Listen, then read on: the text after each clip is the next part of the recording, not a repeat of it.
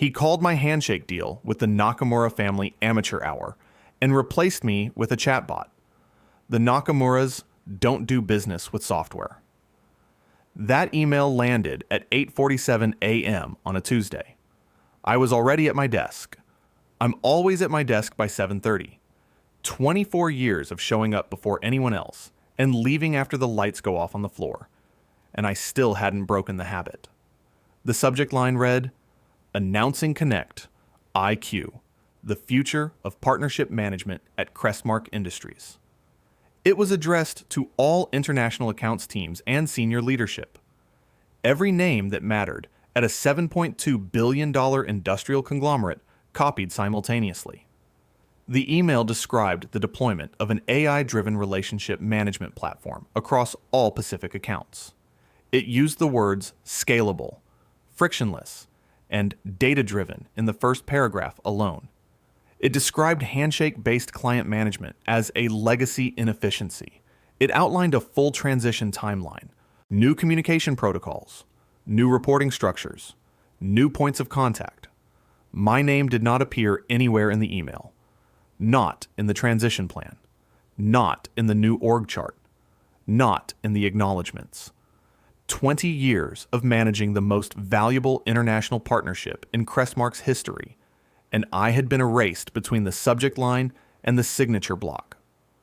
Spencer Reed Holt, Executive Vice President of Global Strategy, had written me out of existence before 9 o'clock on a Tuesday morning. He walked past my office at 9:15. Glass walls. I could see him. He could see me. He didn't stop. Didn't slow down. Didn't even glance sideways. Just kept walking toward the corner office his father had built for him 8 months ago. The one with the view of the Potomac that used to belong to no one because Richard Holt didn't believe in wasting square footage on ego. Spencer believed in it plenty. My phone buzzed at 9:22. Text from Frank Ellis, Director of Domestic Supply Chain, the only man in this building I'd trust to hold a door or hold a secret. They just blew up 20 years of work with one email. You might want to read what he sent. All of it. I'd already read it twice. I set my phone face down on the desk, walked to the break room, poured black coffee from the pot that had been sitting since 7 a.m., the kind that smells like burnt rubber and tastes like patience running out. Walked back to my desk. Sat down. I didn't draft a response. I didn't call HR. I didn't walk down the hall and ask Spencer what the hell he thought he was doing. I already knew what this meant. Every piece of it. My name is Carl Douglas Whitmore. I'm 53 years old. I spent 12 years in the United States Army, enlisted at 19, separated at 31 as a staff sergeant, E6, 1st Corps, Camp Zama, Japan. Military Occupational Specialty, 38B, Civil Affairs Specialist. I was stationed in Japan for 4 of those 12 years, and in that time, I learned conversational Japanese. Not from a textbook, not from a language app, but from sitting in mess halls and neighborhood bars and government offices with people who respected the effort of a young American soldier learning their language one stumbling sentence at a time. I kept that Japanese sharp for 24 more years. Not because I had to, because it mattered. I joined Crestmark Industries at 29, spent my first 4 years building domestic accounts, proving I could do the work no one wanted to give the Army guy without a business degree.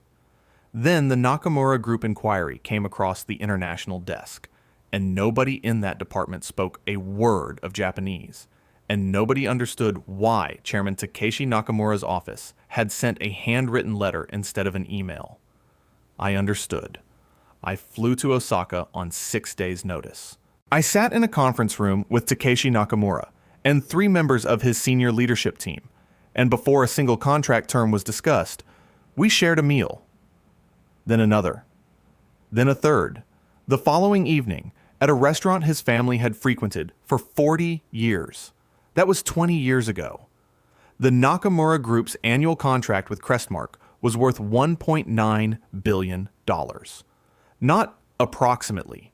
$1.9 billion, verified every fiscal year, renewed on the strength of a relationship that could not be digitized, automated, or replaced with a 40-slide deck and a software platform called Connect IQ. That relationship was built meal by meal, visit by visit, year by year. When my wife Margaret died of ovarian cancer 7 years ago, Takeshi Nakamura sent flowers to the funeral home in Alexandria. He also sent a handwritten note in Japanese. The character said, "A man who carries grief with dignity carries everything." I still have that note. It's in the top drawer of my desk at home, next to the photograph of Margaret from our 20th anniversary. Some things don't go in a filing cabinet. I missed my son Daniel's college graduation because a supply chain dispute threatened the Nakamura account, and only my physical presence in Osaka could resolve it.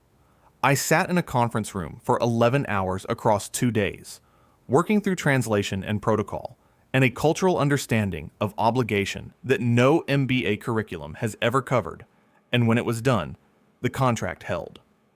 Daniel graduated without me. He's 24 now. Structural engineer in Seattle. We talk every Sunday. He told me once that he understood why I wasn't there. I'm not sure I deserved that understanding, but I took it. The way you take anything your kid gives you that costs them something, carefully, and with the private knowledge that you owe a debt you can't name. Spencer Holt didn't know any of this. He didn't know about Margaret's note. He didn't know about Osaka. He didn't know that Takeshi Nakamura's granddaughter called me Uncle Carl at a dinner in Tokyo 4 years ago, and that the chairman smiled when she said it. A smile I had earned across 16 years of showing up, sitting down, and doing the work of being trusted. Spencer Holt knew that I was 53, that I had a mortgage in Alexandria, and that my wife was dead.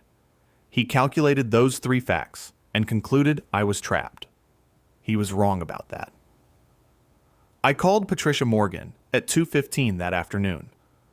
Patricia Ann Morgan, managing partner at Morgan & Associates, a boutique international contracts firm in Washington, D.C. She'd been my attorney for 11 years. She reviewed my original Crestmark employment agreement back in 2001, and she'd kept a file on it ever since, updated at every amendment, cross-referenced against every revision, documented with the kind of quiet thoroughness that separates a good lawyer from someone who just passed the bar. She picked up on the second ring. "I was wondering when you'd call," she said. Today seemed like the day. I heard her chair shift. A drawer opened. The sound of a file, a real, physical file, not a screen, being placed on a desk. "Your 2001 employment agreement," she said. "Original terms. I flagged something when I first reviewed it, and I flagged it again when they amended in 2009 and again in 2016. The non-solicitation clause. The absence of one. A pause. I could hear her turning a page. The non-solicitation clause was never added to your 2001 agreement. They amended everything around it and missed it both times. You are legally free to take every relationship you built to any firm you choose, effective the moment they terminated you. I wasn't terminated. Give it 48 hours. She was right, of course. Patricia was always right about the mechanical parts. The human parts were my department. There's a second layer, she said. The Nakamura Group supply agreement contains a relationship continuity provision, standard for high-trust Japanese industrial partnerships. The designated relationship manager must be approved by both parties. That designation is you, Carl. By name. Spencer's email didn't just restructure an org chart. It breached a protocol embedded in a $1.9 billion supply contract. I sat with that for a moment. The office was quiet. Through the glass, I could see the hallway. The same hallway Spencer had walked down 3 hours ago without stopping. "What do you need from me?" I said. "Nothing yet. I have certified copies of all 3 versions of your agreement. I have the Nakamura supply contract provisions documented. When they make the next move, and they will, I'll be ready. You just need to do what you do." Which is what? Be patient and be Carl. I opened the left drawer of my desk. Inside was a pen, sterling silver, engraved in kanji, the characters for trust and continuity. Takeshi Nakamura gave it to me at our 10th year dinner in a private room at a restaurant in Kyoto that didn't take reservations from people who hadn't been coming for decades. I picked it up, held it for a moment, set it on top of the desk. The termination came 41 hours later. Thursday morning. Spencer didn't deliver it himself. He sent the HR coordinator, a woman named Susan Caldwell, who couldn't make eye contact and held her tablet against her chest like a shield. She read from a script about strategic restructuring and evolving organizational needs. She said the word optimization twice. I signed what needed signing. I didn't ask questions. I didn't raise my voice. I didn't tell Susan Caldwell that none of this was her fault, because she already knew that, and saying it would have made the moment about her comfort instead of my clarity. I packed one box. The pen went in first. Then the photograph of Margaret. Then a coffee mug Daniel made in a high school ceramics class that said, "World's Okayest Dad" in crooked letters. Frank Ellis met me in the lobby. He didn't say much. He shook my hand, and he held it for a beat longer than usual, the way men do when they know something has ended, and they want you to know they were paying attention. "Vinyl booth," he said. "Same place, tomorrow. I'll be there." I walked out of Crestmark Industries at 11:08 a.m. on a Thursday, carrying 24 years in a single cardboard box. The security guard at the front desk, a man named Tom, who'd been there almost as long as I had, stood up when I passed. He didn't say anything. He just stood. I pushed through the glass doors into the parking garage, set the box on the passenger seat, sat behind the wheel. The garage was quiet, concrete and fluorescent light, and the faint smell of exhaust from a floor below. I could see the reserved parking spaces near the elevator. Spencer's BMW was in the first slot. It hadn't been there when I arrived at 7:30. It was there now, at 11:08.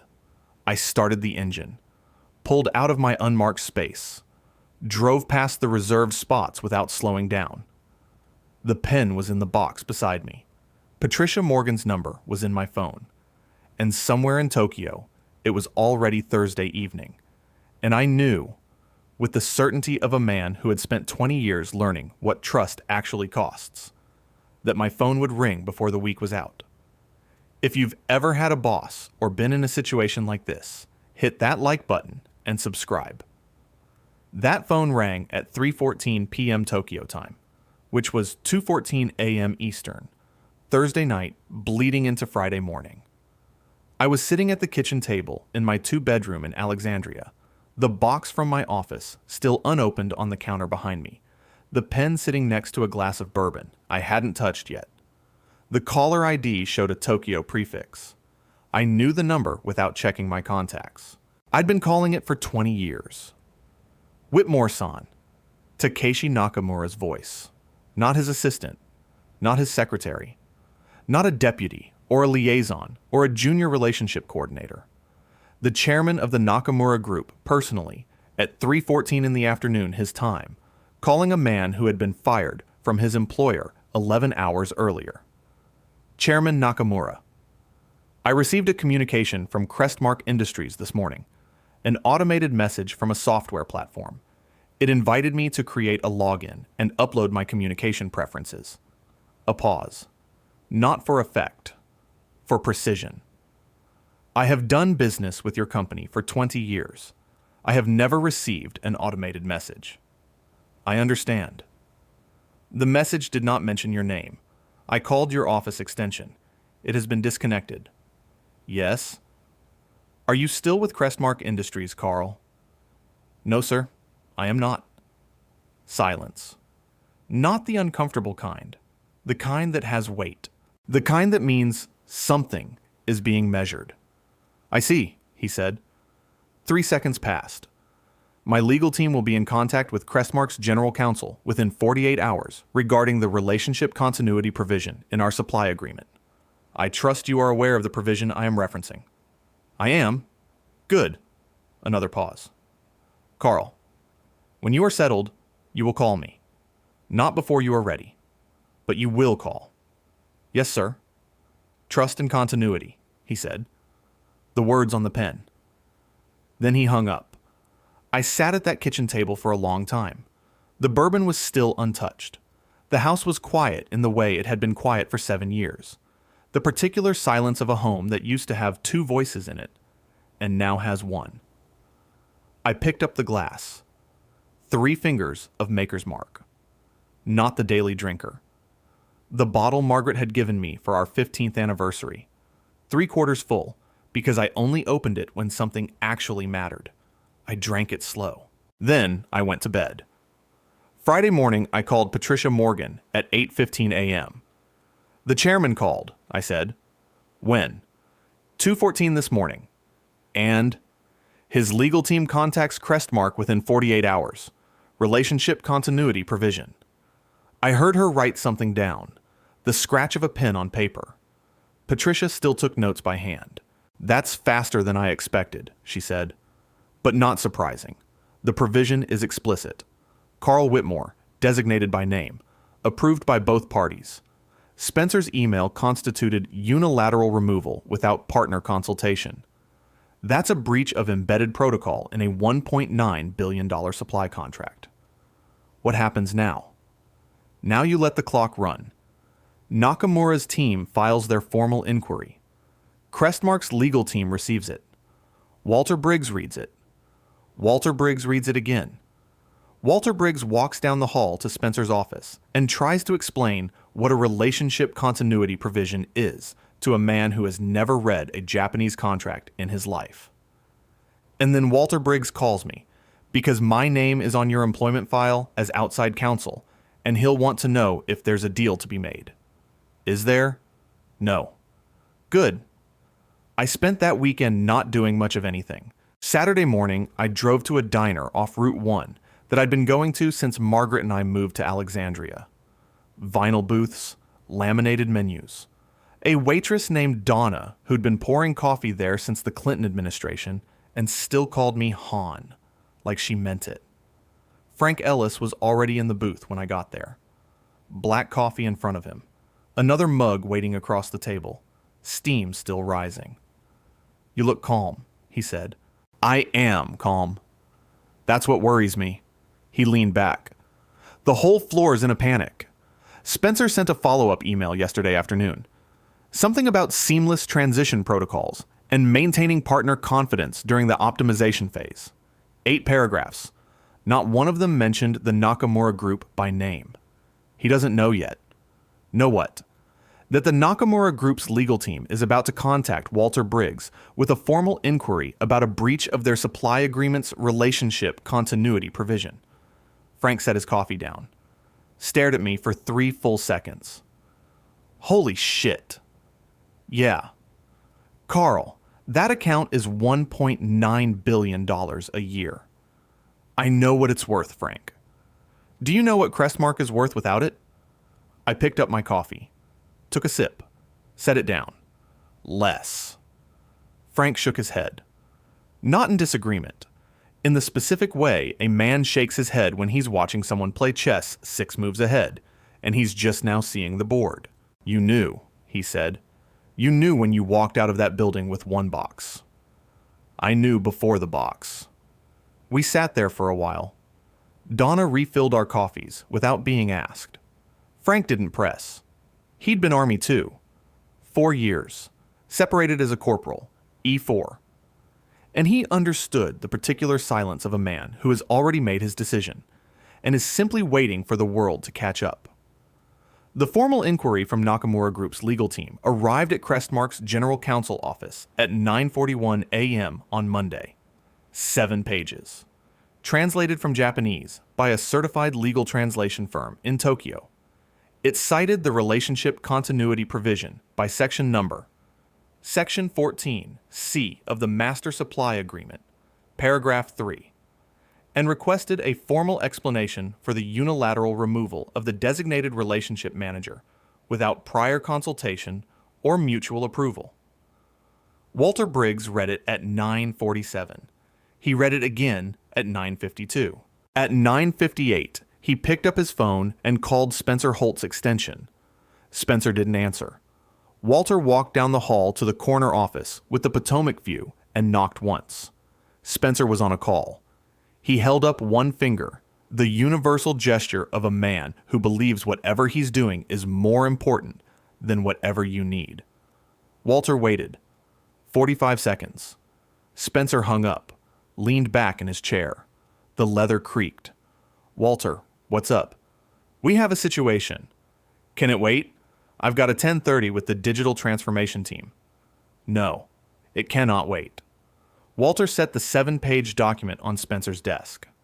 Spencer glanced at it the way a man glances at a parking ticket. Mild annoyance, baseline assumption that it can be handled. "What is this?"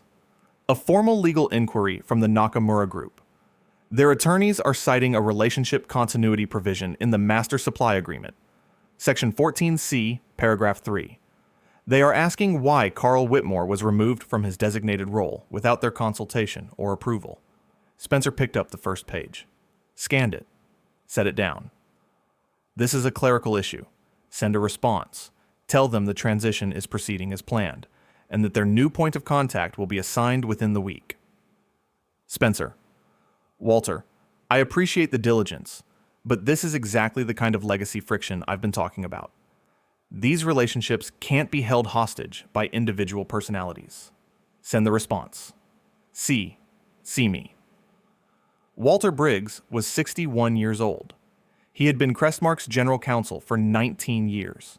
He had watched Carl Whitmore build the Nakamura relationship from a cold inquiry into a $1.9 billion annual partnership. He had tried, once, informally, 3 weeks before the email, to warn Spencer that the Nakamura account had relationship-specific provisions in the supply agreement. Spencer had told him to let legal be legal and let strategy be strategy. Walter picked up the document from Spencer's desk. "I tried to tell you," he said. Quiet, not angry. The tone of a man placing something on the record. "3 weeks ago, you told me to stay in my lane. And I'm telling you again, send the response." Walter walked back to his office. He did not send the response. He pulled the master supply agreement from the legal archive. He pulled Carl Whitmore's employment file. He opened the 2001 agreement. Then the 2009 amendment. Then the 2016 amendment. He found what Patricia Morgan had found 11 years ago. No non-solicitation clause. Not in the original. Not in either amendment. At 10:34 a.m., Walter Briggs closed the file, removed his glasses, and pressed his palms flat against his desk. "Oh no," he said, then again, quieter. "Oh no." He picked up his phone and dialed Richard Holt's direct line. The CEO answered on the third ring. "Richard, I need you at headquarters immediately. I'm in a meeting with the advisory board, and your son signed something. Or rather, your son sent something. And I need you to understand what just happened before the Nakamura Group's attorneys do." Silence on the line. "How bad?" Walter looked at the 3 employment agreements spread across his desk. He looked at the 7-page inquiry from Tokyo.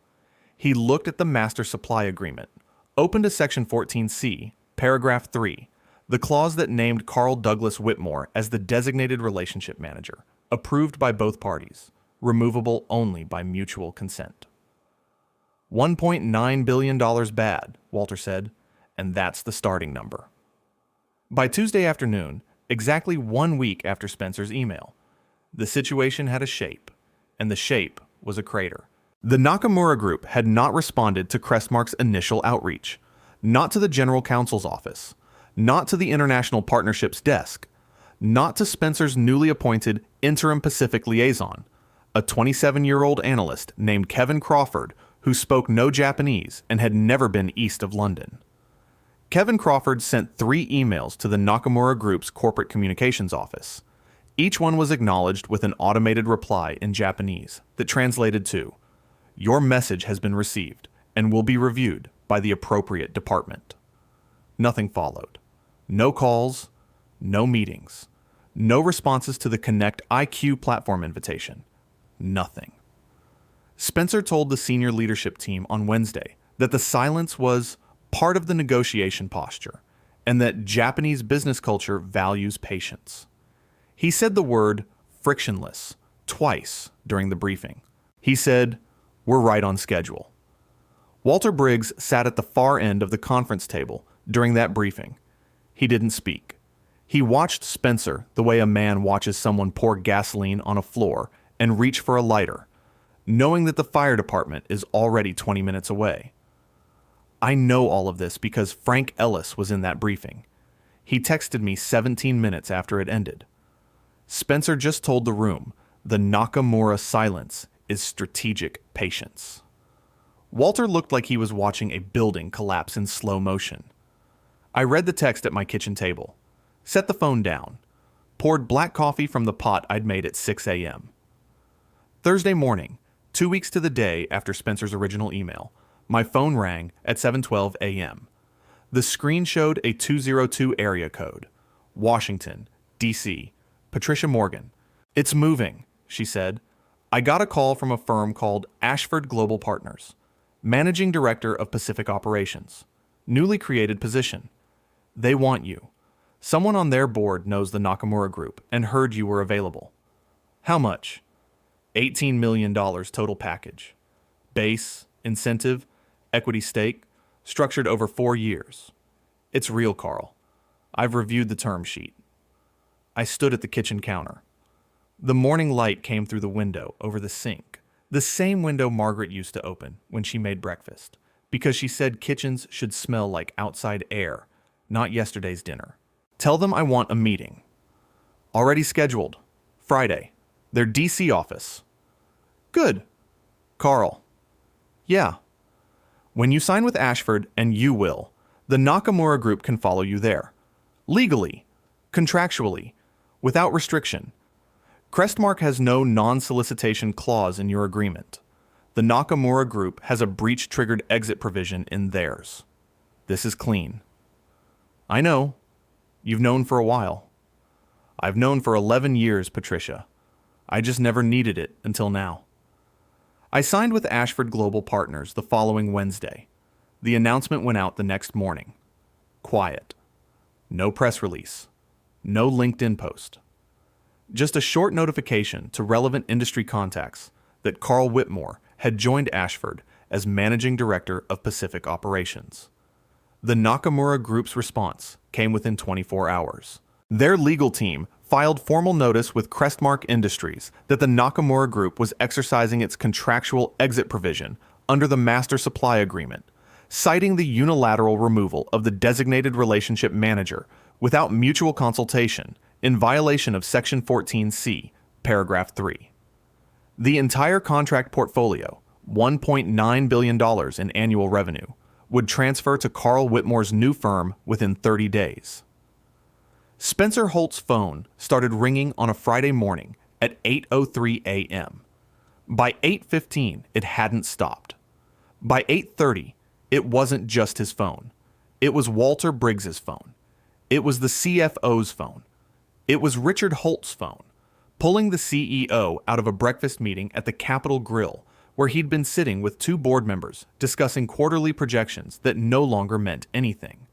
The Crestmark switchboard lit up like a circuit board in a thunderstorm. Analysts calling. Investors calling. 3 additional Asian partners, firms Carl had cultivated alongside the Nakamura relationship over 2 decades of trust-based diplomacy, calling to ask the same question. Is it true that Carl Whitmore is gone? It was true. And within 60 days, all 3 of those partners would formally exit their agreements with Crestmark, each citing the same phrase in their withdrawal notices: loss of trust in Crestmark's commitment to relationship-based business. But that Friday morning, Spencer didn't know any of that yet. Spencer was standing in his corner office with the Potomac view, holding his phone, watching it vibrate on his palm like something alive. His face had the specific pallor of a man who has just realized the building is on fire and he is the one who lit the match. Walter Briggs appeared in the doorway. No knock. No waiting. The Nakamura Group is exercising their exit clause. $1.9 billion. Transferring to Ashford Global Partners. To Carl. Spencer stared at him. They can't do that. They can. They did. And there is nothing in Carl Whitmore's employment agreement that prevents him from accepting them. I checked. 3 times. So we sue. For what? There's no non-solicitation clause, Spencer. There never was. Your father's legal team missed it in 2001. They missed it again in 2009. And again in 2016. Carl Whitmore walked out of this building with every legal right to take every relationship he ever built here. Spencer's phone vibrated again. He looked at the screen, then at Walter, then at the phone. Get my father on the line. Your father is already on his way. He left the Capitol Grill 9 minutes ago. Spencer set the phone on his desk. The vibrating continued. He didn't pick it up. That same morning, at 8:47 a.m., exactly 2 weeks to the minute after Spencer's original email, my phone rang. Crestmark's main switchboard number. I was sitting on my back deck in Alexandria, drinking black coffee, watching the morning light settle over the row of townhouses across the street. I looked at the screen. I let it ring 4 times. Then I set the phone face down on the railing, picked up my coffee, and took a long, slow sip. Click. The call went to voicemail. I didn't listen to the message. I didn't need to. By noon that Friday, Crestmark's switchboard had logged 43 incoming calls related to the Nakamura transfer. Investor relations, board members, 2 financial journalists from the Wall Street Journal who had picked up the story from a source inside the Nakamura Group's Tokyo office. Frank Ellis texted me at 12:17 p.m. Spencer's door has been closed since 9. Richard arrived at 9:40. Walter's been in there twice. Nobody's smiling. I read it, set the phone down, went inside, and made a sandwich. That afternoon, Patricia Morgan called at 2:30. Crestmark's outside litigation counsel just contacted my office, a firm called Hartwell and Prescott. They're exploring legal options. And there are no legal options, Carl. I walked their junior partner through the 2001 agreement, the 2009 amendment, and the 2016 amendment. No non-solicitation clause in any version. I offered to send certified copies. He asked me to hold while he consulted with his senior partner. He came back 11 minutes later and thanked me for my time. That's it? That's it. They have nothing. They know they have nothing. The only question now is how long it takes Richard Holt to accept that. It took Richard Holt 9 days. During those 9 days, the following things happened in order. Crestmark's stock dropped 14% in the first 5 trading sessions after the Nakamura transfer announcement. Analysts downgraded the company from buy to hold. 2 downgraded it to sell. The financial press ran 3 separate stories about the departure, each one using some variation of the phrase institutional relationship failure. Spencer Holt's name appeared in none of them. Carl Whitmore's name appeared in all of them. 3 additional Asian partners, Sumida Heavy Industries, Kyoto Precision Manufacturing, and Takahashi Logistics Group, sent formal inquiries to Crestmark's International Partnerships desk requesting confirmation of their designated relationship managers. Each of those relationships had been cultivated by me over the past 2 decades. Each inquiry was routed to Kevin Crawford, the 27-year-old interim Pacific liaison who spoke no Japanese. Kevin Crawford responded to each inquiry in English, using a template Spencer had approved, thanking them for their continued partnership, and inviting them to schedule an introductory alignment session via the Connect IQ platform. None of them responded. Within 60 days, all 3 would formally exit their agreements with Crestmark. But during those 9 days, the silence was enough. The silence said everything. Spencer, during this period, did what Spencer always did. He performed. He sent an internal memo titled Navigating Transition, a message from the EVP of Global Strategy that used the word agile 4 times and future-proofing 3 times. He scheduled a town hall for the international accounts team and spoke for 22 minutes about scalable relationship infrastructure and the inevitable growing pains of digital transformation. He told the room that the Nakamura situation was a short-term disruption that validates our long-term strategy. Walter Briggs was not in the room for that town hall. Frank told me later that Walter had stopped attending Spencer's meetings entirely. He'd taken to keeping his office door closed, something he hadn't done in 19 years at the company. On day 9, a Wednesday, Richard Holt called an emergency board meeting for the following Monday. The notice went to all 7 board members, including the 2 independent directors, Margaret Calloway and David Thornton, who had been pressing for answers since the stock began its slide. Frank texted me that evening. Board meeting Monday. Emergency session. Full attendance required. Spencer doesn't know yet. I read the text on my back deck. The evening was warm, the kind of late spring evening Margaret used to love, when the air smelled like cut grass, and the light went gold before it went dark. I set the phone on the railing next to the bourbon I'd poured 20 minutes earlier. 3 fingers of maker's mark. I called Daniel that Sunday. Same as always. He picked up on the first ring. Dad. Hey, son. I saw the news. The industry journals are covering it. Your name's everywhere. Not by my choice. I know. A pause. The specific pause of a young man choosing his next words carefully. You seem different the last couple weeks. Less stressed, like you're actually here when you're here. I am here. Are you okay? Actually okay? I looked across the deck at the row of townhouses. Lights coming on in windows. A dog barking somewhere down the block. Yeah, Daniel, I'm okay. Good. Another pause. Mom would have liked seeing you like this, just so you know. I didn't say anything for a few seconds. Didn't need to. Daniel understood silence the same way I did. He got that from Margaret. Thanks, son. Talk next Sunday? Every Sunday. The board meeting convened at 9 a.m. Monday morning in the main conference room on the 14th floor. Polished mahogany table, 20 feet long. Floor-to-ceiling windows overlooking the Potomac. Frosted glass doors. 7 leather chairs on each side. Nameplates at every seat. I was not in that room. I didn't need to be. Frank was on the floor and gave me the account afterward. Every detail, confirmed independently by a summary Patricia Morgan received from Crestmark's outside counsel 2 days later as part of the formal record. Richard Holt sat at the head of the table. He was 61 years old.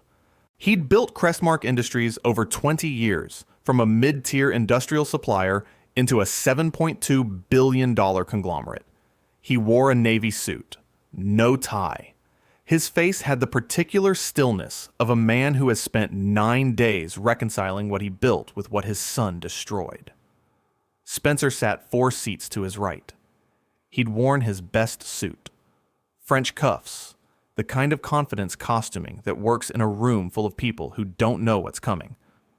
Walter Briggs sat at the opposite end of the table from Richard. In front of him, a stack of documents. The 2001 Employment Agreement, the 2009 Amendment, the 2016 Amendment, the Nakamura Group's Master Supply Agreement, open to Section 14C, the 7-page legal inquiry from Tokyo, the formal exit notice, the 3 additional partner withdrawal letters that had arrived over the previous 2 weeks. Margaret Calloway, independent director, spoke first.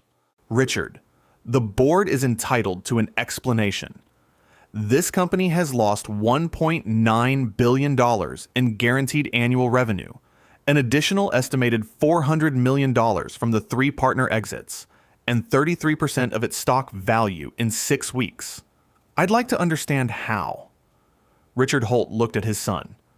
Spencer straightened in his chair. He opened his mouth. I can address that, Spencer said. What we're experiencing is a short-term market correction, driven by... Walter, Richard said. Not loud, not sharp, just his name. Walter Briggs opened the file in front of him. He placed the 2001 employment agreement on the table. Then the 2009 amendment. Then the 2016 amendment. 3 documents, side by side. The entire paper history of Carl Whitmore's tenure at Crestmark Industries. Carl Whitmore's original employment agreement, executed in 2001, contains no client non-solicitation clause, Walter said.